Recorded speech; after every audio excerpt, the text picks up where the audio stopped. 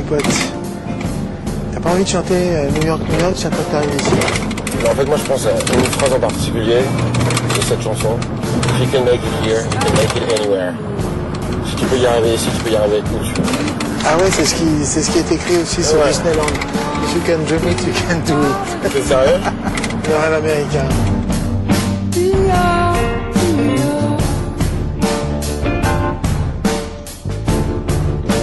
Wow, Manhattan, regarde ça.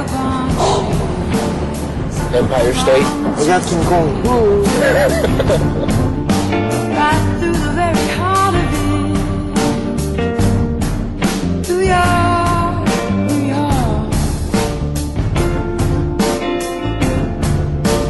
Mais alors, New York, pour un musicien, ça représente l'achèvement absolu, quoi. C'est la mec, c'est le top du top. Avant que tu viennes te frotter ici, t'as putain d'intérêt d'être prêt, quoi. Parce que c'est juste les meilleurs mecs de la planète qui ont joué là, et ça depuis tout le temps, quoi.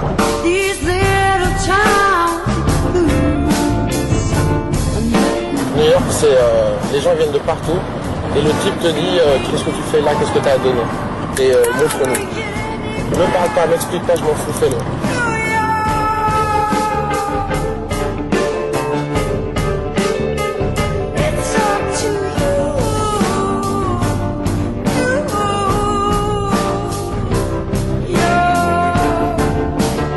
Il y avait un club mythique mais qui n'existe plus hélas, qui s'appelle le Vinton's. Ouais.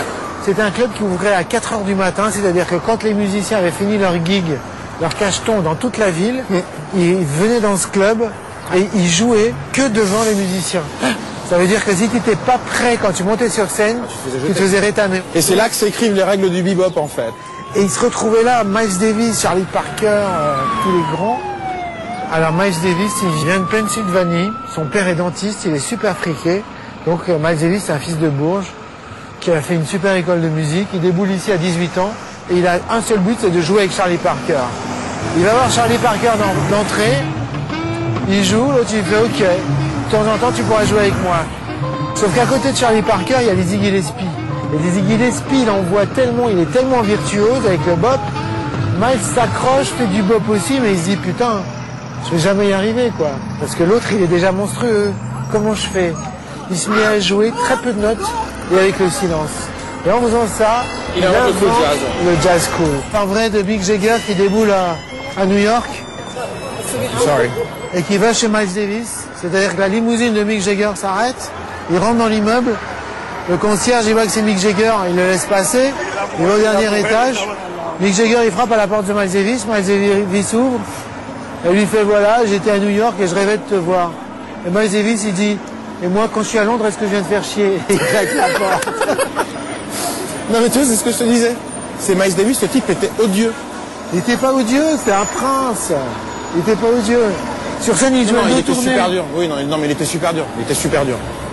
Mais tu vois, cette dureté qu'a chez le mec, elle se ressent dans sa musique, je trouve. Le son de Miles Davis, c'est glacial.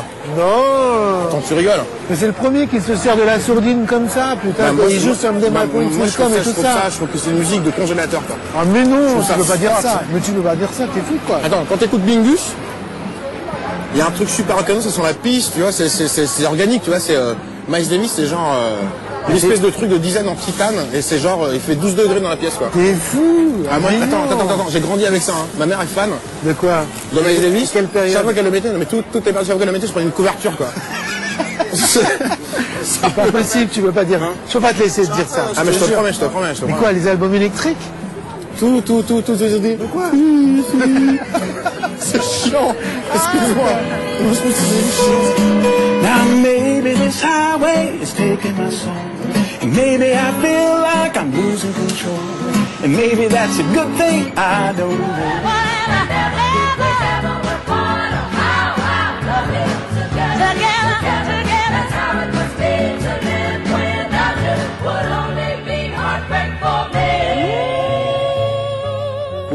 On est très impressionné de vous rencontrer là, parce qu'en tant qu'amateur de jazz, c'est un peu être en face de vous, c'est comme un catholique qui serait en face du pape, quoi. Arrêtez, vous allez me gêner. Ça a toujours été mon label préféré. Mais quand vous avez repris ce label, est-ce que vous imaginiez connaître un tel succès? Parce que quand on voit Norah Jones, qui aurait imaginé 20 millions d'albums? Non. Mais j'ai de l'oreille pour les choses intéressantes. En plus, je réponds à tous les appels. Attention, parce que si je vous appelle, vous êtes obligé de me répondre. Je le ferai.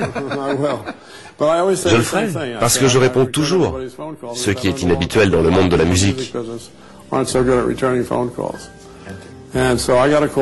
jour, j'ai eu un appel d'une comptable d'EMI. Je ne la connaissais pas. J'ai demandé, il y a des soucis de droit? Elle m'a répondu, non, mais écoutez cette jeune fille. Elle m'a apporté Norah Jones. Normalement, les comptables ne s'occupent pas des jeunes talents. Norah est venue. Elle était très timide, elle ne parlait pas. Je lui ai demandé, d'où venez-vous? Du Texas. Et que faites-vous? Je joue du piano et je chante. Elle n'était pas à l'aise. J'ai dû lui tirer les verres du nez. Et je lui ai demandé, là, vous faites quoi? Elle me répond, je suis serveuse, mais je chante avec des groupes de jazz et de pop la nuit. Je dis, faites-moi écouter un CD alors. Et elle me répond, je n'ai que 3 chansons. Je les ai passées et là, mon Dieu. J'ai coupé le premier morceau et je lui ai dit, je vous signe chez Blue Note. Et elle me dit, comment? Et moi, je veux signer avec vous.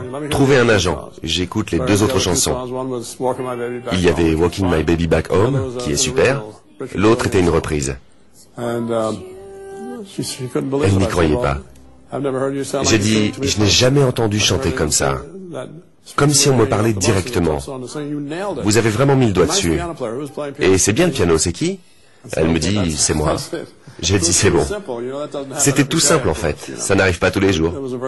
J'ai eu de la chance, mais c'est parce que j'ai répondu au coup de fil.